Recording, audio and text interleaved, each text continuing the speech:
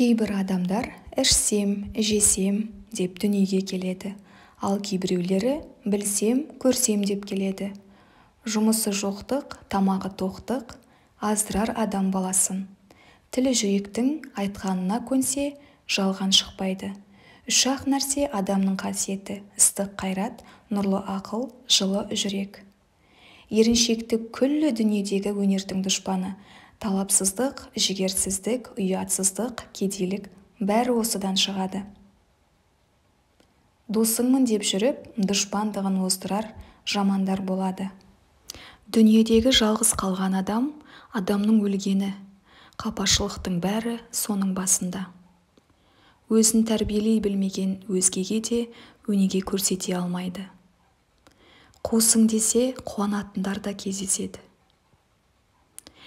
Егер де есті кісілердің қатарында болғың келсе, күніне бір мәрте болмаса, жұмасына бір, ең болмаса, айында бір өзіңнен өзің есеп ал. Өсек, өтірік, мақтаншақ, еріншек, бекер мал шашпақ, 5 дұшпаның. Өзімшілдік адамды бұзатын пиғыл. Иман сақтауға қорықпас жүрек, айнымас көңіл, босамас буын керек. Адамның адамгершілігі жақсы ұстаздан болады.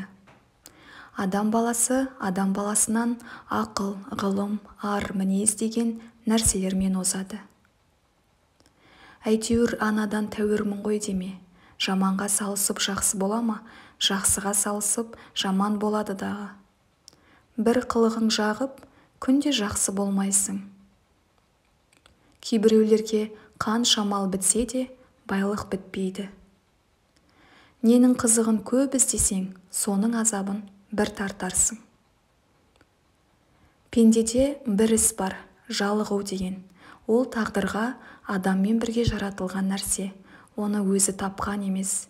Егер оған бірліксе, адам баласы құтылмағы қиын. Кей адам бүгін тату, ертең қату. Тілеуі, туыстығы бәрі сату.